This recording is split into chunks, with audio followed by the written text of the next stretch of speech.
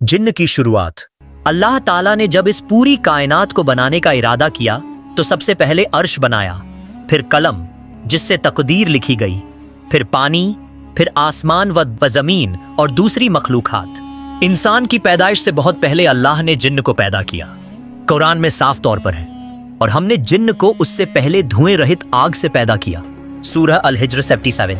रिवायत में आता है कि सबसे पहला जिन्न जिसे जन्न कहा गया, उसी से आगे की सारी जिन्नात की नस्ल फैली। अल्लाह ने उन्हें जमीन पर बसाया जैसे इंसान को बाद में बसाया गया।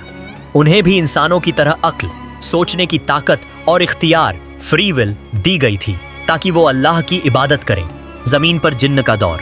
इंसान से हजारों साल पहले जिन्न जमीन पर आबाद थे। शुरुआत में वो अल्लाह की इबादत करते थे, लेकिन वक्त के साथ उनमें घमंड, जुल्म और खून खराबा फैल गया। वो एक दूसरे को मारने लगे, कब्जा करने लगे और अल्लाह के अहकाम को भूल गए। फरिश्तों का मिशन।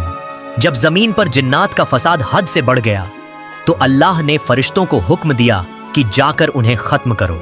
फरिश्तों ने जंग लड़ी और ज्यादातर जिन्न को मार डाला, लेकिन एक जिन्न इब्लीस को उन्होंने जिंदा पकड़ लिया क्योंकि वो इबादत गुजार था और फरिश्तों के करीब था।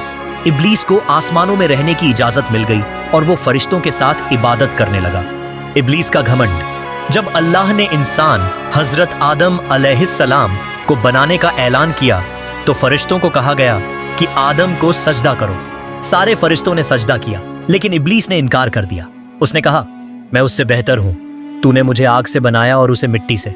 यहीं से इब्लीस लानत का हकदार हुआ और कयामत तक के लिए अल्लाह की रहमत से दूर कर दिया गया। नतीजा, इस तरह जिन्नात की पैदाइश इंसान से पहले हुई। उनका पहला दौर जन्नत और इबादत से शुरू हुआ, लेकिन घमंड और गुनाह की वजह से उनका बड़ा हिस्सा गुमराह हो गया। आज भी जिन्नात में नेक और बद दोनों किस्म के जिन्न मौजूद हैं, और उनमें भी कबीले, जबानें और मजहब होते हैं। कुछ मुसलमान, कुछ काफिर।